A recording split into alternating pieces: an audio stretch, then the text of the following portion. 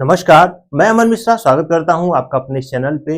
आज के इस वीडियो में हम ऐसे 10 खास सीटों की बात करने वाले हैं जहां भारतीय जनता पार्टी अपना दबदबा खो चुकी है। वर्ष 2019 के लोकसभा चुनाव में इन 10 सीटों में से 9 सीटों पे भारतीय जनता पार्टी जहां जीतने में कामयाब रही थी, वहीं इस वर्ष एक भी सीट भारतीय जनता पार्टी के खाते में नहीं आया। तो आइए जल्दी से इस वीडियो की शुरुआत करते हैं और एक एक करके उन सभी सीटों को देख लेते हैं। जिसमें सबसे पहली सीट है फैजाबाद। फैजाबाद के अंतर्गत आने वाले अयोध्या को भगवान श्री राम की जन्मभूमि स्थल के रूप में जाना जाता है और यहाँ से भारतीय जनता पार्टी ने कभी भी अपनी हारने की कल्पना तक नहीं की होगी, लेकिन लोकसभा चुनाव 2024 में भारतीय जनता पार्टी को यहाँ पे करारी हार का सामना करना पड़ा। यहाँ से समाजवादी पार्टी के अवधेश प्रसाद जी लगभग 54,000 मतों से भारतीय जनता पार्टी के लल्लू सिंह को हराने में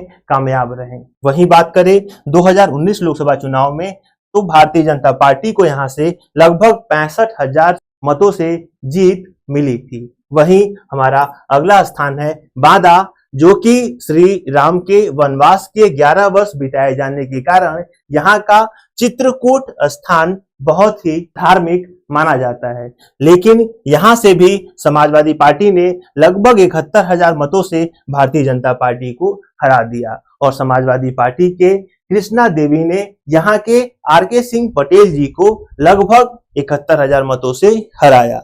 वहीं बात करें 2019 के लोकसभा चुनाव की, तो यहाँ से भारतीय जनता पार्टी लगभग 58,000 मतों से जीत हासिल की थी।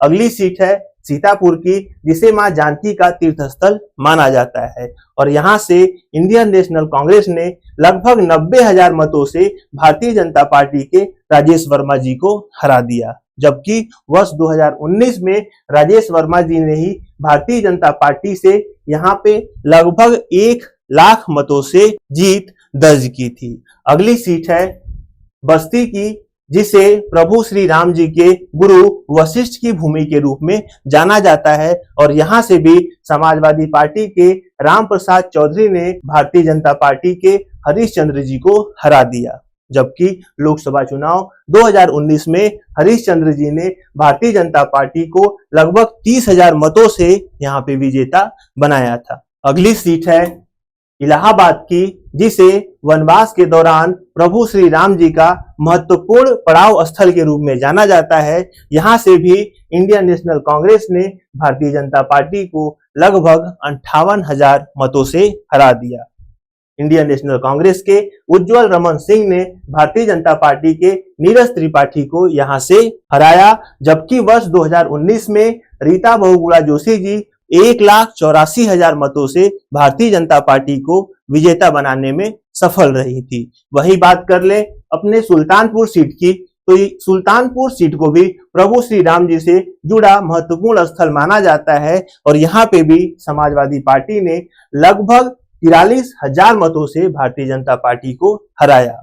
समाजवादी पार्टी के राम भुवन निषाद ने भारतीय जनता पार्टी के मेनका गांधी जी को 43,000 मतों से हरा दिया, जबकि लोकसभा 2019 के चुनाव में मेनका गांधी भारतीय जनता पार्टी को लगभग 14,000 वोटों से विजेता बनाया था। वहीं बात करें रामटेक की, जो कि महाराष्ट्र का एक लोकसभा क्षेत्र है, वहां से भी इंडियन नेशनल कांग्रेस ने शिवसेना को लगभग 76,000 मतों से हरा दिया। बात करें 2019 लोकसभा चुनाव की, तो शिवसेना, जो कि वर्तमान की शिवसेना से बिल्कुल अलग थी, वो 1,26,000 मतों से विजेता हुई थी और ये शिवसेना जो भारतीय जनता पार्टी के साथ पिछले लोकसभा चुनाव में गठबंधन में थी, इस साल वो इंडियन नेशनल कांग्रेस के साथ इंडिया गठबंधन में शामिल है।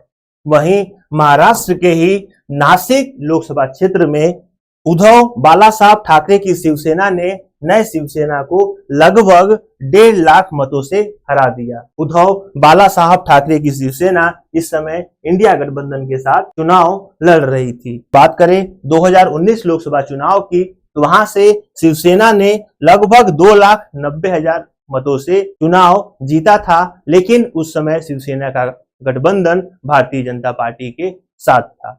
अगली सीट है कोपल, जो कि कर्नाटक के अंतर्गत आता है। यहां से भी इंडियन नेशनल कांग्रेस ने भारतीय जनता पार्टी को लगभग 46,000 वोटों से हरा दिया। यहाँ पे बात करें लोकसभा 2019 के चुनाव की, तो बीजेपी लगभग 38,000 सीटों से उस समय जीत हासिल की थी। अगली सीट है रामनाथपुरम, जो कि तमिलनाडु के अंतर्गत आता है और पिछले लगातार 2 संसदीय चुनावों में यहाँ पे इंडियन यूनियन मुस्लिम लीग का दबदबा देखने को मिला है और दोनों ही चुनावों में इस पार्टी ने बहुत बड़े अंतराल से जीत हासिल की है। इस सीट को छोड़ दें तो बाकी 9 सीटों पे भारतीय जनता पार्टी 2019 के चुनाव में कामयाब रही थी, लेकिन इस बार 9 की 9 सीटें उसके हाथ से चली गई। वैसे क्या कहना है आपका इन सभी बातों पे कमेंट करके आप जरूर बताएं। वीडियो के लास्ट तक बने रहने के लिए आपका बहुत बहुत धन्यवाद। जल्दी ही मिलेंगे हम अपने अगले वीडियो में।